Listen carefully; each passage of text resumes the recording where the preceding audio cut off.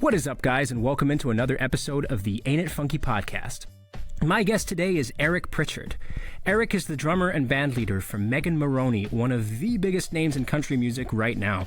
In our conversation, we spoke about Eric's life networking in Nashville before starting out with Megan, the incredible Tiny Desk gig they played, which actually is what put me onto Meg's music in the first place, how to improve pocket, musicians' mental health, and more. If you enjoyed this episode, please subscribe wherever you're listening. The video version is available on YouTube as well. Thanks for tuning in, and enjoy.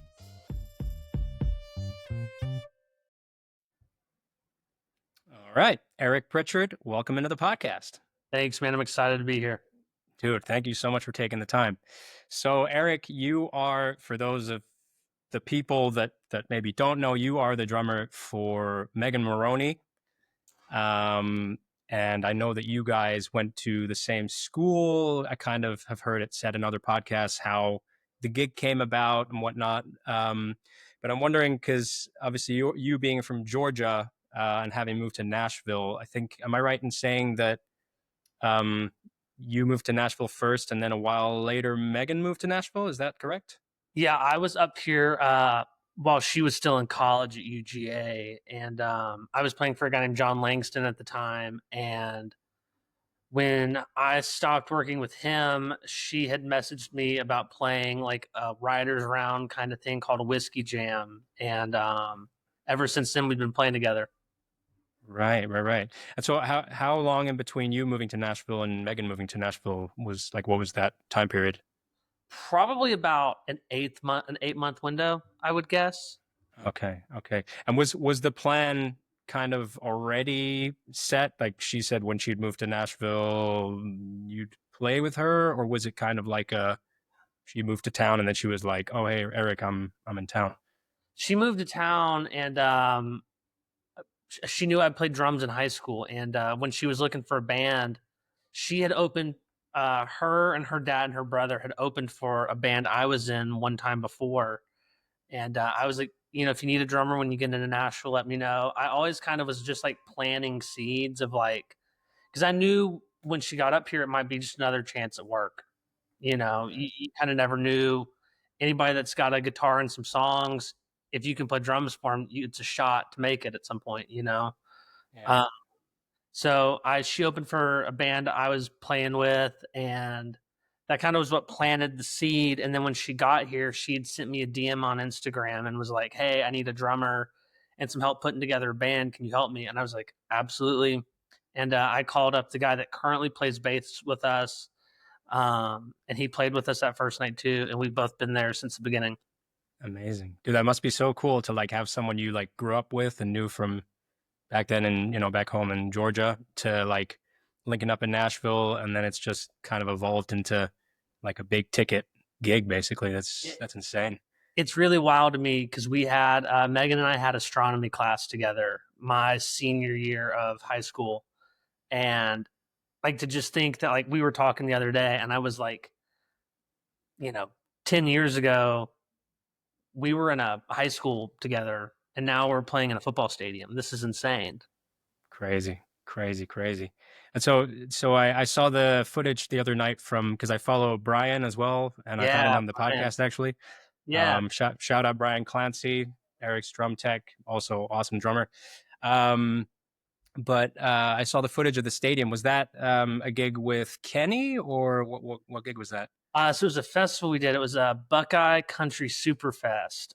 It was us, Jelly Roll, and Kane Brown, and a couple others. But yeah, the stadium stuff has been insane. We are super lucky to get to do that kind of stuff. Yeah. And you recently toured with Kenny Chesney, or was that last year, or was that last summer? We were out with Kenny and Zach Brown. Amazing. That's so sick. That was incredible. Amazing. And so in that, going back to like that time period, that let's say 8 months between you moving to Nashville and Megan moving to Nashville, how did you kind of, did you already have a gig set up? How did you go about like networking in the city? How did you find networking in the city? Maybe talk me through that. Yeah, that's a great question. I always used to say you can monopolize a friend group. If you can find one songwriter, normally their other buddies are songwriters. and I became the monopoly drummer in that friend group. I played for all four of that little group's songwriters. Um, and what's crazy is now I don't work with any of them at all. But at that time, it was just such a good networking piece because I was playing with this person and this person and this person, and it kept my calendar really busy. And it led to me landing my first like label gig when I played for John Langston. I'd had enough reputation with people John knew and had written with that when their old drummer left, they were like, "Oh, we've seen this guy a bunch. He's good. He can run tracks. We'll pull him in." And that led to me getting with John Langston, and that was kind of like the first stamp in my passport of like, okay, I might actually be able to do this. Right, all right.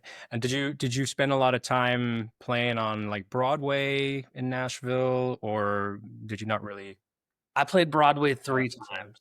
Okay. Um, and I never played them with like a Broadway group. I played them with the cover band I was in that toured around the country playing little college bars. Oh, And okay. yeah, but I was lucky enough to avoid the Broadway phase, and I did all the whiskey jams and things like that. I was playing when the cover band I was in. I left that group in January of 2020, right before COVID hit. And I said to myself, I would rather play less gigs, but play better gigs than do 212 gigs and play the same Luke Combs and Morgan Wallen song over and over and over again. Yeah, yeah. But then, so how did you instantly start like making money from like the John, what was his name, John Langston? Langston. Did you instantly start making like enough money off that, or how did you kind of No, man, survive? I was teaching and substitute teaching and like Right, true. Yeah. I was doing that. I was doing a couple other odd end jobs to pay the bills and um get all like just to keep me going until I could play, another show or when I got with John, it was like swinging right out of COVID. Like all the COVID protocols are starting to die off. And I love John to death. I just was not the right fit in that group. They needed a metal drummer, and that wasn't me. Um, and so it was one of those, it was just kind of a mutual, like, I figured, you know what, this isn't my thing. I was ready to go become a teacher and like just kind of stop playing professionally. And I had made that decision, and not 2 months later, did Meg call me and was like, "Hey, I've got some shows." And I was like, I can't say no. Yeah, yeah. That is a crazy twist of fate, man. That's insane for you It to have like really is. been so close to being like, I'm not gonna do this anymore, and then literally, yeah, fate Yeah, I comes made my knocking. peace with it for sure. I was ready to walk. I was okay with it. Crazy, crazy. Wow. Yeah, I guess there's a lesson to be learned in persistence, I guess, to Yeah. you never know you could be a month or two away from getting God's that timing might be on DM the or edge of the cliff. yeah, yeah. That's You know, crazy, man. Amazing. But then so John Langston, that wasn't even like a strict like country gig. it was technically country, but it was kind of like that metal country kind Right. of thing Okay. that's happening right now.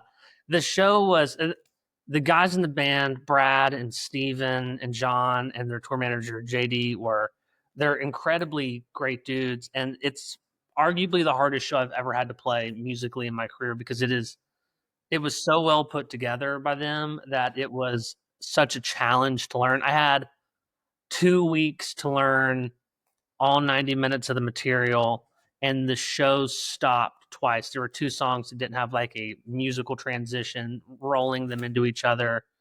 It was a great challenge. Okay. Because I know you come from a like a rock background, like Kiss, Van Halen. I Yeah, know your dad used to play like those records when you were a kid. yeah, So how did you find like but also I know you played in church as well because so you played like gospel stuff. How did you yeah. find transitioning from like the rock and gospel? How did that kind of transition into going to a country city, I suppose, like Nashville, and Yeah. yeah. What's really cool about modern country music is it's almost like soft 80s rock, which is really nice. Um, I I found that for me that like a lot of the guys I like to listen to, like Joey Kramer and Eric Singer and Tommy Lee, like if you isolated their drum parts, there's really nothing like crazy heavy metal about them, but they could fit in most modern country songs. I even with Meg, I play like Tommy Lee and Motley Crue. I play big. Um, I sometimes think I abuse the crash cymbals maybe a little bit with like how often I'll accent something on a crash or um, you know, it wasn't so much a big shift. It was learning a few new things like how to really play a tight shuffle. Like I can play a really tight country shuffle, a good train beat. But like even with a lot of Meg stuff, when I go back and watch myself play, I am bashing the ride and I'm like digging into the snare. I'm playing big dumb drums, just rock and roll drums over these emo cowgirl songs. Sick. That's so sick. And so Megan's just she's cool with that. That's what she kind of wants. She's Yeah, I yeah. the way I like to think about it is I am capitalizing on the emotion of the song. So if she gets angry lyrically, I'm playing the drum part to represent somebody that's angry. Sick. That's super interesting. And then I guess with the do you guys have like acoustic songs in the set where you kind of play more of a maybe stripped down setup or kind of more with brushes? I don't use brushes. I just dynamically I'll pull way back. And then I've got like an auxiliary set of hi-hats on my right hand side that I will like kind of add some like trashy hi-hat texture and things like that. But mostly her show is pretty upbeat. Uh, a lot of a lot of big drums in it, which is really fun for me. Dynamically, you've got to be pretty self conscious, but it's a really fun show to play. Yeah, because it seems like a high energy show. So I guess yeah, it calls for you to like let loose and just as you said, like Tommy Lee Yeah, or I don't know, an Alex Van Halen or just going for it. And yeah, absolutely. I get to have a little more fun than I you would think I would have listening to the record. hell yeah, man. Amazing. And obviously Megan just released the new song 6 months later. Yeah, One another banger. I that was mean, great. she knows how to write a chorus, man. Yes, she It's does. sick. So are you guys playing that on tour? I suppose you are. Yeah, so we just started playing it this past weekend. We played it for the first time last week in New Jersey. All Um, right. we've been running it at sound check a couple times and like just kind of getting it close and figuring out if there's any like little thing from the record we wanted to change. We'll add like a little bit of spice and like if there's some hits or some pushes we want to do. But we're playing this one pretty much just true to the record right now, just because it's so new. We want to give people what they heard on the radio is what they're going to hear live. Nice, nice, nice. And so I guess it's not like you rehearsed it before the tour. You more or less on the road in the sound check. Yeah, we Shit. when we started rehearsing this year, I don't even know if 6 months later was a thought Okay. on being put in the show. Um, I'm trying to remember the first time I heard it. I don't even know if there was like it wasn't in the original set list, and I don't even think the Kenny Chesney song was in the original set list conversation either. Right. Okay. Okay. So how does a Megan Moroney band rehearsal look like? Walk me through that. Man, that's a really good question. We we like to treat it almost like what I would consider like a football practice, where it is, everybody comes in prepared and it's organized, and we do it like block by block by block. We'll run new songs, transitions, song and transition, and then we'll go back and then we'll brush up on something. Like we will go back sometimes and just play like Hair Salon or Wonder, something that we've been playing for the past 3 years, but making sure that we're keeping it, current and tight and it sounds good. But we're real disciplined about like we'll break a song down, verse, chorus, bridge, solo, making sure we're listening to all the detailed parts. The guy I music direct with, Alex, our bass player, is just such a good musician. He's so detail oriented and thought out and creative, and um, he hears the songs differently, which is really great. Nice. Hell yeah. And then I guess you as a band leader, do you get to put together the set list, or is that kind of like a joint thing between you and Alex and the band, or? So normally it is me, Alex, and Megan will sit down at some point. She was actually in the islands this last time, and we like solidified the set list. But we were out all last year with Kenny, and just randomly in conversations, you could hear her be like, I don't know, I'd like to play this song second next year. So I remember her saying, we were at an airport somewhere, and she goes, I want to open with Man on the Moon, and then I want to play Indifferent. And we were like in an airport somewhere at like 8 a.m. And we just have a notes page in our phones that we share that is just like things Megan spouts out just randomly. And you're like, okay, we need to take a note of that because we'll pull it at some point. But I mean, there were like, we do a pause in Mama I Lied after the bridge. And it was another one of those. She just kind of said it like randomly in passing one day. And it was like, put that in the notes page. And like, she said it and we stuck to it. And now it's in the show.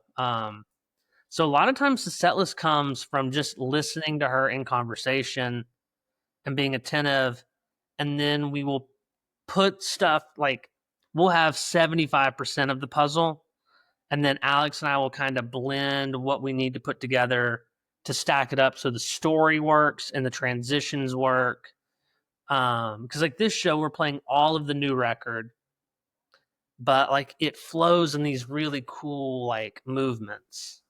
Just sonically. Like the first song is like a 90s country song, and then you've got this like Pat Benatar style 80s rock song, and then we go to this poppy kind of Taylor Swiftish I Know You vibe.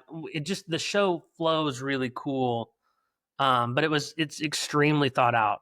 I mean, every moment is like meticulously thought about and planned, trying to make the mood of the audience shift with us.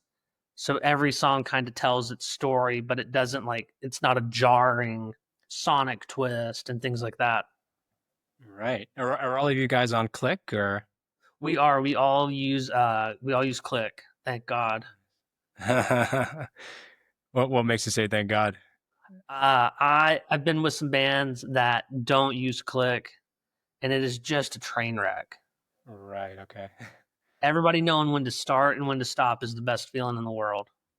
Yeah, and I guess without having to necessarily look at someone or be like, oh wait, where's the where are we going now? Like everybody just because everybody hears the click, as you say, everybody has that guide, and it's like the click doesn't lie. So Oh yeah, it's great too because like, you know, I don't have to click things off. That's my least favorite thing as a drummer is when you see somebody back there going 1, 2, 3, 4. I hate that.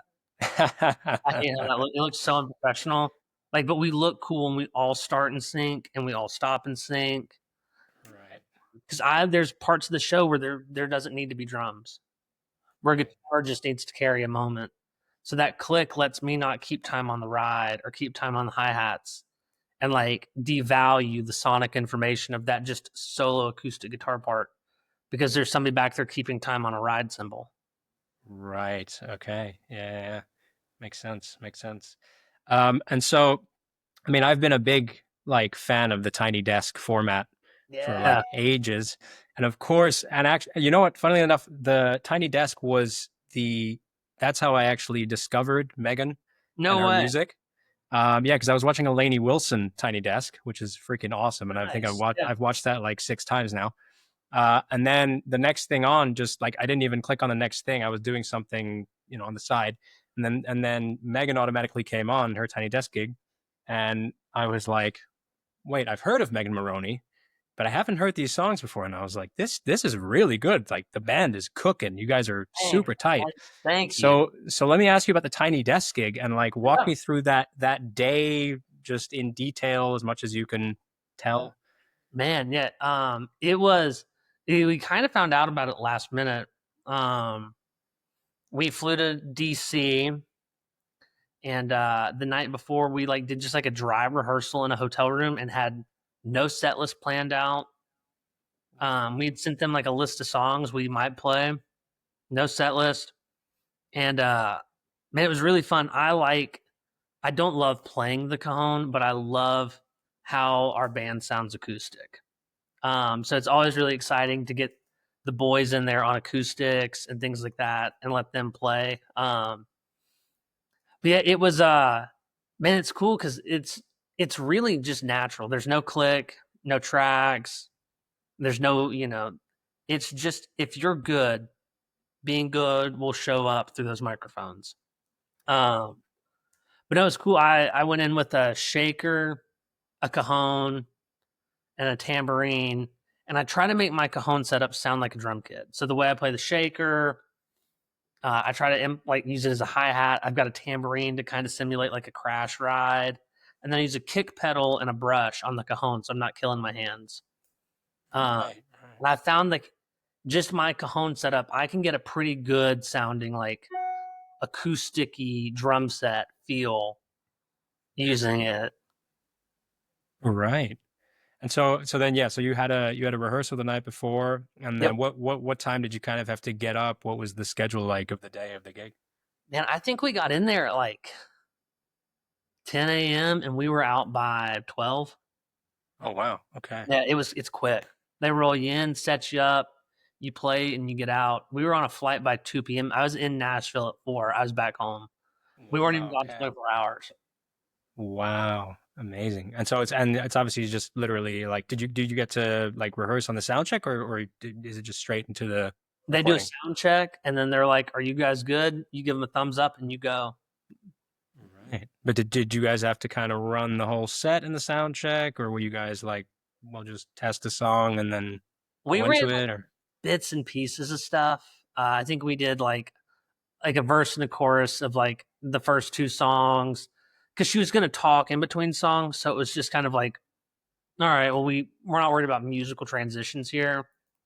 Um, it was nerve wracking for me not having a click, being like, man, I hope I put these at the right tempo. Right. Okay. I'm just going off memory. So back there, you can kind of see me while she's talking. I'm back there. I'm singing the chorus in my head, trying to get myself in the ballpark of the tempo, tapping my foot. And I'm like singing it in my head up until I know she's getting ready to start. And then I'll start going 1, 1, 1, 1, 1 in my head. And then once she's done, I'll say 1, 2, 3, 4 and count the band in. Okay. I'm Okay. keeping time from the moment she starts talking all the way up until I play the first note, Damn. Okay. trying to keep that tempo in my head as close as possible. All right. That sounds kind of nerve-wracking, but I mean, I Oh, guess you've played the song so many times, I suppose, it must be like stored in the system, so to speak. it is muscle memory once you get going, but that first two bars, especially with the nerves, you're either going to rush or drag. I found that drummers are either rushers or draggers, and I am a dragger. Okay. I will intentionally play it slow, just in case. But yeah, man, Tiny Desk it was so cool. It was a quite the experience. Right. Just to get to watch it back too was so cool. Yeah, yeah, I can imagine. I can imagine. But yeah, you guys sounded amazing, man. As I say, it's what turned me on to Megan's music. Because after that, I went and listened to the record. Then I went and listened to the first record, and then obviously you saw my cover of Lucky the other day. Yeah, I was like, because that's basically probably been pretty much my favorite song.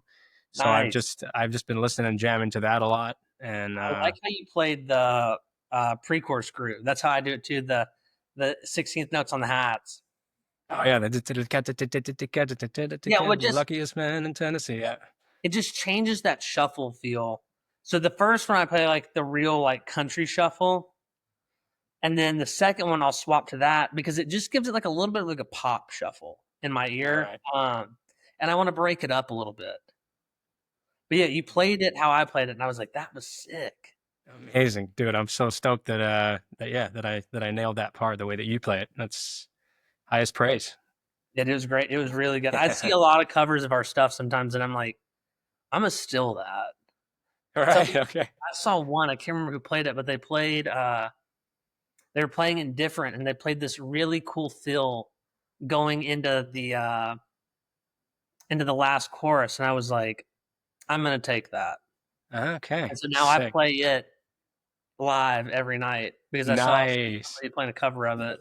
Sick. Have you told that person about that or? I did. I sent him a message, and I was like, I'm gonna take this and use this.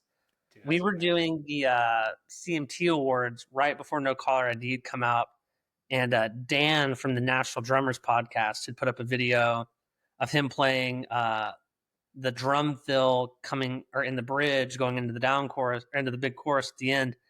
And it was live to track, so we weren't actually playing, but I needed to play the fill like spot on correctly in case I was on camera. And he had like transcribed it. And I was so nervous about playing it right because I'm in a hotel room with no drum set. I'm like tapping on pillows, trying to like get it pretty close. And he had a transcription of it, and I was like, "Oh, this is sick." So I took that transcription and I wrote it out on the mesh head, and Okay.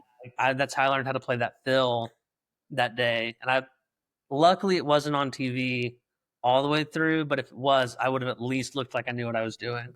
All right. All right. Yeah. And so, I wanted to ask you about like, have you in the history of your drumming, have you been someone who's big on kind of the practice pad rudiments kind of thing, or has that been a thing? Like, have you learned like lots of rudimental stuff, or not really? So I haven't ever really. I don't dive super deep into the rudimental stuff. I should. I should take the time and like really dig into it. Um, I I'm what I call a copycat drummer. I will go find things that I like, and then I'll steal them, and then I make them my own. Like a lot of my fills are like Kiss fills that I learned growing up. Right. Uh, I play I play the drum fill from Black Diamond every night in No Caller ID, mostly because I love the drum fill. I think it sounds so cool, and it just worked.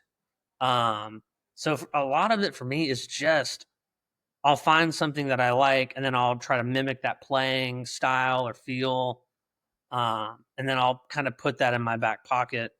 But I've just found for me that I really wanted to be the like most locked into like the groove kind of drummer you could be. So I spent a lot of time really studying like Steve Jordan and Charlie Watts and Joey Kramer, those guys that when you hear the way they play drums, it makes you move your body. And I was like, that's what I wanted to be. I wanted to be the drummer that people could dance to.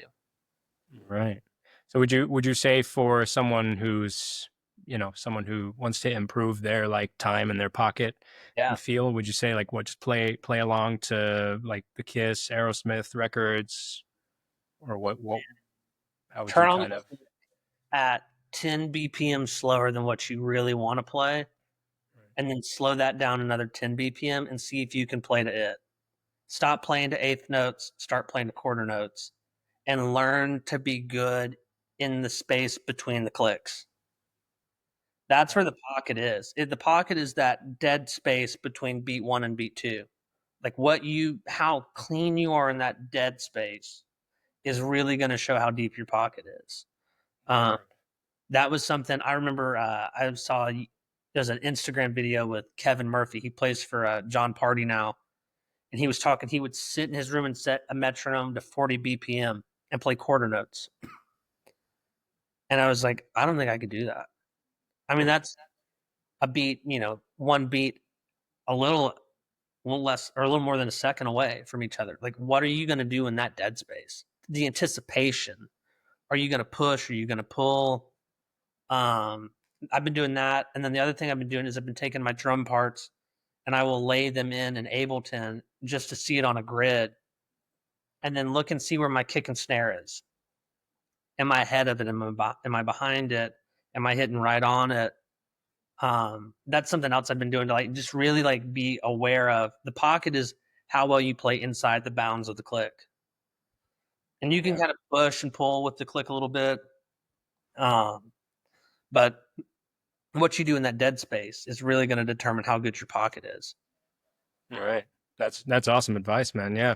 I funnily enough, a few years ago, I had a drum teacher, and he started teaching me to practice like putting the metronome, like dividing it by 4, basically, like what you would play on quarter notes, say 120 or whatever, dividing that by 4, and just literally having the metronome on the 1. So like 1, 3, 4, 1, 2, 3, 4. So you're feeling the 2, 3, 4, and it's like you have to be locked in, Yeah. and to practice that way as well, because you have to feel that space. Because then when the 1 comes back around, the metronome doesn't lie. So when the 1 comes back around, like you'll know if you like got out of the timing or not. Oh, and it feels so powerful when you master like some exercise, whatever it might be that you're practicing, and you lock it in, and you realize like I can sit down and almost without thinking about it, I can just go 1, 2, 1, 2, and I can just lock it in every time the 1 comes in, and that shit feels so good, man. Oh yeah, man. We've got a song right now we're playing in the set, Third Time's the Charm, and it's got split bars. And it's got a bar 3, bar 4, bar 3, bar 4, bar 3, bar 4. And the turnaround is confusing because the turnaround in theory should be another bar of 4, but it's a bar of 3 and then a bar of 4. And I mean, like, just being on your toes counting wise is so hard. Like, luckily we have a cue track that comes in our ears and will count you into some parts, or it'll count you into the verse, into the chorus. But we had one day where we turned tracks off and just played it raw, and it was like, how good are you at counting? How aware are you? And not like just being reliant on that cue to come in and be like verse 2, 3, 4. Right. It's a lot. There's a lot going on. Yeah. But hey, man, I guess as drummers, it's a lot of responsibility to have that down. But yeah. Oh, absolutely. It is a big responsibility, because once those tracks turn off, for us, everything's time coded. So once tracks turn off, all the video content stops and the lighting stops, and everybody at video and lighting is now, they're just on their own too. Right. We're free adrift at sea, trying to see what happens. Right. Yeah, I guess that's also why you guys have to have like the whole set, everything, predetermined, every stab, every transition, in order to, so there's no like, I mean, I guess I think in the past I've heard you say in other podcasts you've added songs in the last minute. Yeah, we can do some small tweaks. Yeah. But everything is like, it's wild because everything is so built around, like, I don't even know how to put it. The perfection of it is done 3 weeks in advance to get everything perfect and looking good. We can add things in, but like it gets hard to move stuff around, and like just the flexibility with Ableton. There is some, but there's not this infinite way to make things happen last second. We could play any song. We just might not have a click and some tracks, and lighting and video would just be on their own. We could do something last minute if we wanted to. But normally I've got everything pre-built. Every song we do has a time code strip. We've got a like basic arrangement of it that we might have done in the past. So that way if she does call it out, it's like, bam, we got it, we're good. And I'm in the talk back being like, it's a short intro, long outro, maybe calling 1 or 2 like things to let the band know what to expect. But the meat of the song should always be the same. Right.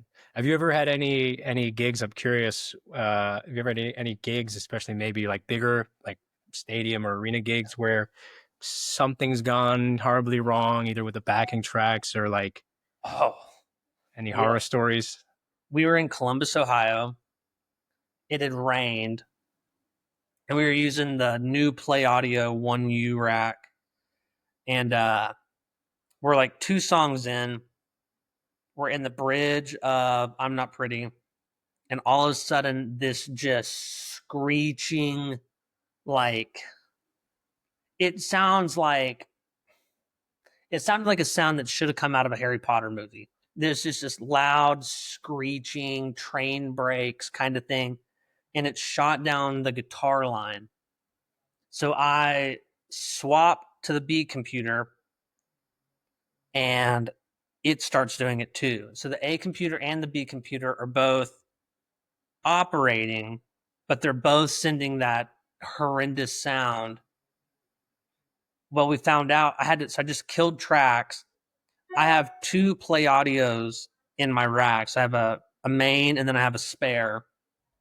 And if like shit really hit the fan, if she can hold me for 2 minutes and talk, I will go down there and I will repatch the bottom Play Audio, swap all my cables, and then I'll run off the B Play Audio. And I had to do that because the main Play Audio got wet somehow and was sending like this pink noise through our guitar lines in the middle of a stadium with Kenny Chesney. And we were like 2 songs in, and I'm like, Meg, just talk for like 2 minutes. So she ended up doing like a gender reveal. Like, thank God somebody was having a kid. It was like, tell us what our baby's going to be. It gave me enough time to get down there and swap all the inputs on the tracks rig to get us back going. And we don't use many tracks. We use like a little bit of like some gang vocals and support vocals. Back then we didn't have a piano player, so I had some keys. And then if she's not playing acoustic guitar, I'll throw like acoustic in just below it. But we don't run much in tracks. So if we turn tracks off, it's not super noticeable sonically. Now it's noticeable visually, which kind of sucks. But back then I could turn them off and you would have had no idea. I turned them off a couple times and the band had no idea I had killed tracks. Oh wow. And it was like, it says how much they have in their ears and tracks, but even our front of house guy was like, "Did you guys kill your tracks?" I was like, "Yeah." He's like, "I didn't notice until about 2 songs in." Huh. So we were making a lot of sound for a little 4-piece band. Right. Yeah, sounds like it. But so then that gig with the harsh pink noise in the guitar line, I guess those 2 minutes were enough for you to like figure it out again and then come back and just keep on going? I kind of had, normally when something goes wrong, I've got the remainder of the song to figure out what the heck I'm going to do to fix it. Okay. So it's like, I think it went out in the bridge. So I knew I killed tracks and I knew I had a chorus. I swapped to the B computer and it kept going. So once I killed them, I had probably like the chorus and the outro to sit there and go, okay, I'm going to unpatch and repatch the redundant rig. Okay. And so it's more so once you come up with an idea, it's just like commit to it and go. Yeah. Because if you really start thinking about it, that's when you're going to be like, well, maybe I can just restart it. And then, well, what if it happens again? Then I've got to stop again. Yeah. So I was like, at least if I go to the B Play Audio, I know it's new. It hasn't been on. Maybe it'll work. And it did. It got us through. But like the next day, I repatched into the A rig and it was fine. Didn't have any issues. Right. So nothing was actually broken. It was just because of the rain. Maybe something got corrupted, or I think there was moisture in there and maybe caused it to react. okay. That's the hard part about technology is it's like you never know. Yeah, but thank goodness it just kept you were able to keep going and. But other than that, we haven't had any horrendous track nightmares. We've been really lucky. Yeah. Really lucky. Right. And before the before the shows, do you have any particular like do you do like a warm up routine at all, or do you just kind of go Yes. in raw? Okay. I'll I stretch. I stretch my wrists. I'll kind of work my fingers a little bit. Um, I'll lay a towel down on the count, like a towel down, and I'll like pull the towel in with my fingers just to get them loose and going. And then normally I sit for about 10 minutes and listen to music that like I think inspires me to play the way I need to play that night. Um, I'll listen to like the other night when we played the Kenny song for the first time. I sat and just listened to that song one more time, just like in a room, turned my phone over, like no distractions, and just like listened, trying to soak up as much as I could. Um, that was pretty helpful. But man, I try to stay calm before I go on. I found our guitar player, he likes to get really hype, and I used to like get really like hyped up before we went on, and I found I would rush the first song. Okay. Now I am like deep breathing, just trying to keep my body at this level of composure of like I walk out, I sit down, and it's another day at work. Here we go, really locked in. Because our intro is pretty big, and like I just don't want to rush through. I don't want to rush my parts or play something overly crazy because I'm overly excited. Um, and sometimes it looks like you don't want to be there, and that's not the case. It's just I'm trying my best to not push that click. Right. Right. And but do you still get like nervous before gigs? Do you find yourself kind of shaking, or are you able to, with the deep breathing, kind of Man, pull yourself out enough? I'm really lucky. I've never been a nervous player. Um, I walk out there with a lot of confidence. Mostly, I think a lot of the confidence is due to how hard we rehearse, knowing the people that I'm on stage with, um, and just how like confident Meg is too. I've got the best band in country music, and I'll die on that hill.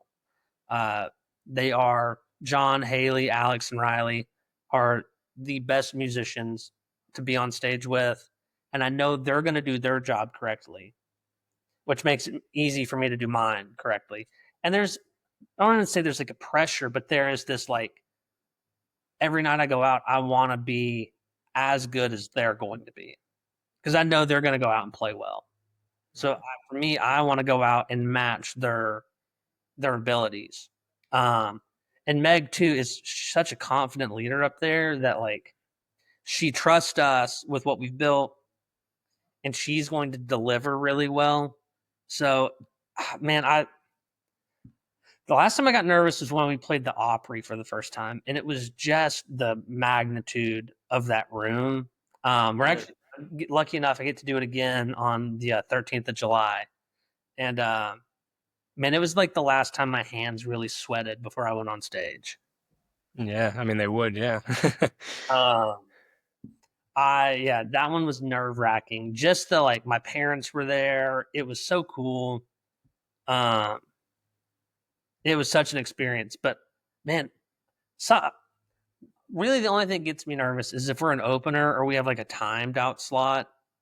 Is trying to remain under our time limit. I like to be, a minute or two short. If we get a 60, I like to play 58. So when we have like opening act slots, the only thing that really makes me nervous is being like, I don't want to go over because it's just rude to the headliner. Uh, but a lot of times I can ballpark what I think a 75-minute show is, but depending on how much she talks, if something goes wrong, there's a whole bunch of factors that can determine that extra 2 or 3 minutes you thought you factored in are now gone. So we did 3 festivals recently, and I was like, I get nervous before those. I'm like, man, I hope we're under. I hope I did my math right. Mhm. 13 songs in my head is 45 minutes or 60 minutes. So it's like, doing things like that, being like, okay, this is about how long that should be. And like, I'll take a board tape and I'll cut up a board tape into the set we're going to play. I'll lay it in Ableton and I can look at it and be like, okay, this says this show is 57 minutes. And normally that's how I do my math and get it pretty close to being like, okay, I think we can swing this. But like CMA Fest was a 25-minute set and we did it in 24 minutes and 12 seconds. Wow. I mean, but there's a fine margin of error right there. Yeah. We could have gone over. Right. The things like that, that's really the only thing that makes me nervous anymore is going over. So I've got a timer on my phone that I'll set at my feet and just watch. And if I feel like we might, I'll get in the mic and be like, we need to cut one or we need to add one. So I've always got a buffer song and I've got a song, like a point in the show where like if I get to it, I'm like, I know this last block is 13 minutes. So if I get to that last block and I've only got 10 minutes left, I'm like, okay, we need to cut this song. Let's go ahead and play the back three and get out. All right. So just some stuff like that. I try to be prepared for every scenario when I get there. Sweet. And I know in the past you've kind of talked about your struggle with like mental health, and you've been very open about that, very transparent. And I wanted to kind of ask you because you mentioned on another podcast, like you had like a year, I think, where you were like very, very, down and Absolutely. you talked about like being suicidal. Yeah. What from that experience, what have you done since to kind of take care of yourself on tour, on the road? Maybe, for people who might go through the same struggle. Yeah. I mean, I certainly have had my on and off struggle with depression over the years. And I think a lot of musicians do. Yeah. It is about, God, the biggest thing is who are you around? What culture are you around? I was in some of the groups I was with, there was, cheating and alcohol abuse and things like that. So already when you're just in that, I kind of, metaphor, like you're standing in the rain, if you're standing in the rain, you're going to get wet and you're going to stay wet. And I didn't want to be wet. I wanted to be dry. So now the group I'm in, two of the guys are married. The other two are in great relationships. I am as well. And it's like that culture right there. None of them are heavy drinkers. It's just a healthy, good place to be. And that's the first big thing is the people, your community determines a lot. But the next thing, as I always say, is I like to protect my airspace. I refuse to let in people or things that I think could cause anxiety or depression or stress. I'm all for cutting those things out, just right out. And I call it protecting my airspace because I don't want those things flying through my head. Another thing is what music do you listen to? What are you doing during the day? Like, if you just, sit on the bus in silence, you're not opening yourself up to that, like getting out and being involved in the world. So I'm really big into that. I found that like if I listen to like certain types of music or watch certain types of things on TV, it can impact those little triggers that might start to get my ball rolling. And so I've started really just being aware of those things. I don't take any medication for it. But I've also found too that like open conversation with people is super important. Like there's so many things you can do to deflect anxiety and depression that if you really are aware of it, you can keep yourself pretty in line with where you want to be. But man, a lot of it, 90% of it is the community you keep. I've got great people in my life right now, and I love going to work, or I used to hated going to get on the bus. I love getting to go to the bus, going to the airport. I said it the other morning to our driver. He was like, "How are you doing?" I was like, "Man, I get to play in a band with my best friends. That's all I've ever wanted, you know." And if that's all I've ever wanted, I need to like live in that. That's all I wanted. I got it. I got what I wanted. Mhm. Um, so it's just a lot of it is mindset. Keeping a positive mental mindset with everything you do is so important. Because you can nitpick all the negative things, but we are just as humans, we're so unaware of all the good things because they're good and you take those for granted. But the second something negatively impacts you, it's so easy to harp on it and just spiral out with that. Um, so just staying out of that feedback loop of negativity too is something I've really had to work on because it's easy to get into. Once you start bitching about one thing, it's easy to just tack it on. But we never do that when we're grateful about something. Yeah, true. Yeah, no, I think I honestly like think it's really like I really praise you for being so open about that. And I was like, when I heard that on that other podcast, I think it was the Nashville Drummers podcast, you said it. I was like, oh man, that's so great to hear somebody like talk about that.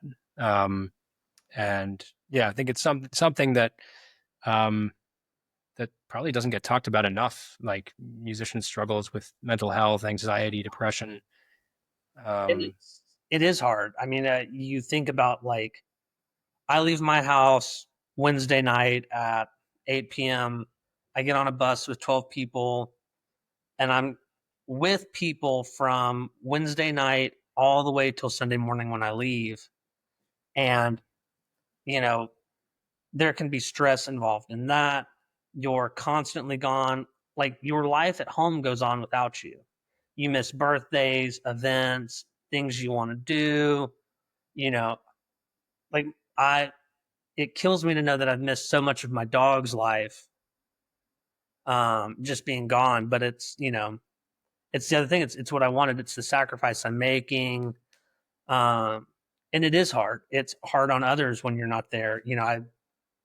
My parents getting older, their life is adapting, and it is tough because there are things I know I could help with, but I can't because I'm in New Jersey playing a festival tonight.